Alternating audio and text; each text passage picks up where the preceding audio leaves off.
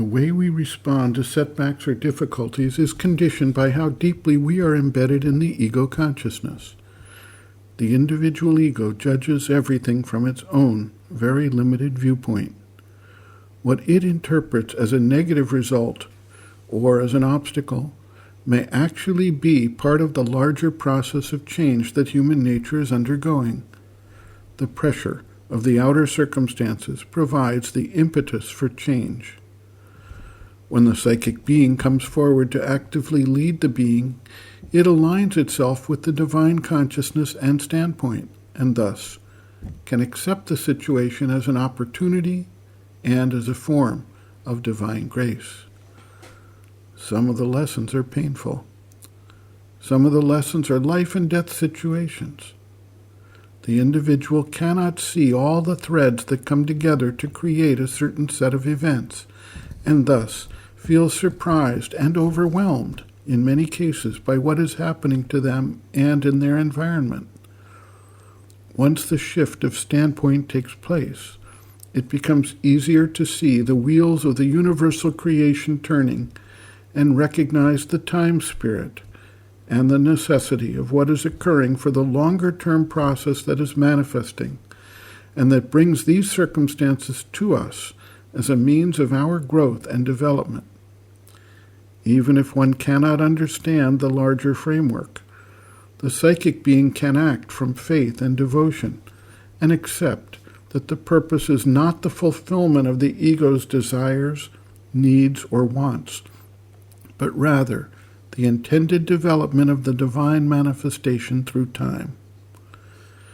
Many people relate how their lives and focus change through a traumatic event, such as extreme illness, experiences of catastrophic accidents, death of loved ones, failure and disillusionment in the outer life, etc. Once the seeker takes up the spiritual practice, the events one experiences are all part of the process of change that needs to occur.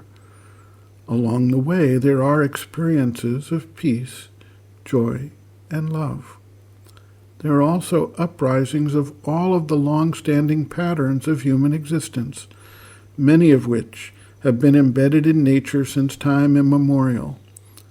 Thus, the seeker also will eventually come face to face with doubt, despondency, insincerity, desire, vanity, anger, greed, lust, hatred, seeking for power or influence or wealth, opposition, and other issues by which he can work on the solutions that are needed to advance the consciousness along its evolutionary path. The great yogi Milarepa had to undergo tremendous shocks and suffering in his life. First, his patrimony was robbed by his uncle and aunt upon the death of his father, throwing himself, his mother, and sister into destitution and essentially turning them into slaves. He then went to learn the practices of black magic to seek revenge. He later returned to the village and brought down a destructive hailstorm. Afterwards, he experienced remorse and realized he had committed a grave sin and determined that he had to seek a guru who could aid him in achieving liberation in one lifetime. His guru put him to years of back-breaking construction of stone structures without imparting any teachings to him, while others came and received the teachings. Eventually, Milarepa became depressed and suicidal. After years of struggle physically, vitally, emotionally, and mentally, his guru gave him the teachings and set him on the path of austere meditation, living in caves and surviving on nettles and limited other supplies. At the end, he attained the realization he sought. The path was one of endless tragedy, suffering, pain, and blows of various sort. The result was that which his spirit was guided to seek and achieve.